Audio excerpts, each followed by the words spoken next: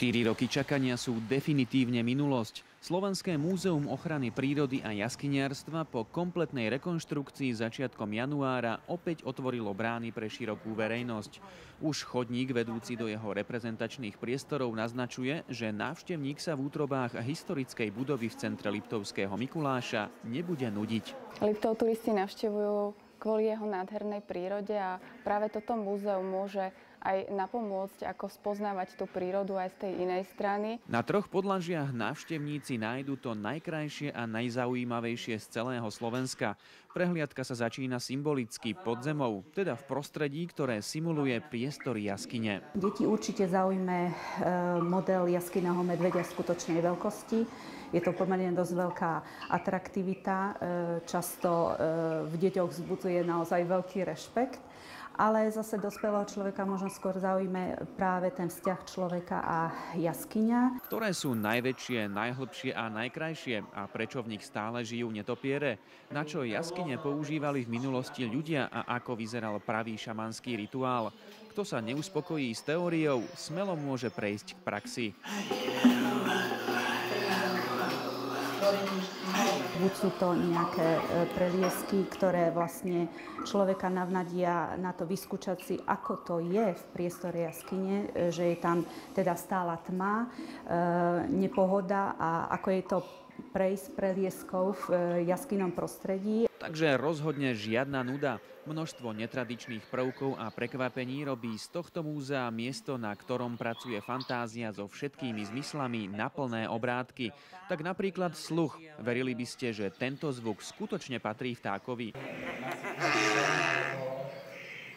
Múzeum má podľa mňa naozaj úžasný koncept v tom, že si tu nájde svoje aj odborník, ale aj dieťa, ktoré chce byť vtiahnuté do tej problematiky možno nejakou interaktivitou, niečím zaujímavým, zvukmi, možnosťou vstúpiť do nejakej nory. Takže je to naozaj miesto, kde si nájde svoje každý. Vedeli ste napríklad, ako vznikol vesmír a naša planéta, aké minerály a horniny sú na Zemi a dokonca, že každá vydáva rôzne zvuky? Je to taká skutočne zaujímavosť. Tá hudba je krásna, niektorá je aj spievaná, niektorá iba inštrumentálna.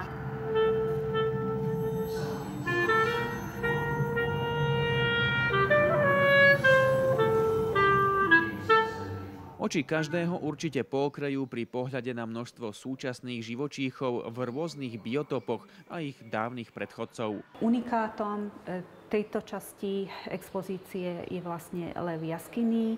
Je to model kostry, ktorý bol utvorený vlastne na základe reálne nájdených pozostatkov jaskyného leva v jaskyni v Západných Tatrách. Malí aj veľkí lovci pokladov a tajomstiev si dokonca môžu nájsť aj vlastnú skamenelinu. Štetec do ruky a ide sa na to. Po rekonštrukcii dostalo novú atraktívnu podobu aj podkrovie, ktoré bolo desiatky rokov zapratané nepoužívanými vecami. Dnes patrí tradíciám zo severného Slovenska a ukážkam života v horách, tak ako napríklad táto veterná skala. Má za cieľ vytvoriť pre človeka modelovú situáciu, že človek je v horách, náhle sa zmení počasie a akým spôsobom by sa mal chrániť, aby sa vyhol nebezpečenstvu. Kto dosiaľ nebol na Rainerovej chate, nestretol pravého baču, netuší nič o histórii zimných športov a o práci v lese, má skvelú šancu na jednom mieste napraviť tieto nedostatky. Nenásilnou a hravou formou sa tak zoznámi takmer so všetkým, čo nás Slovákov právom núti byť hrdými na našu krajinu.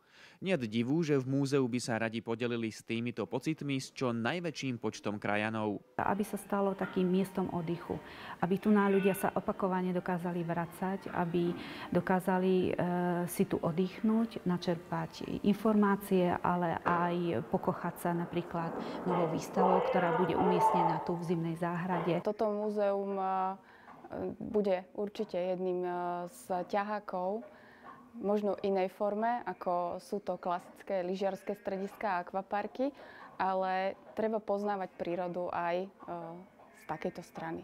Veľká pravda, veď napríklad do skutočného medvedieho brloha by zrejme dobrovoľne nevliezol nikto.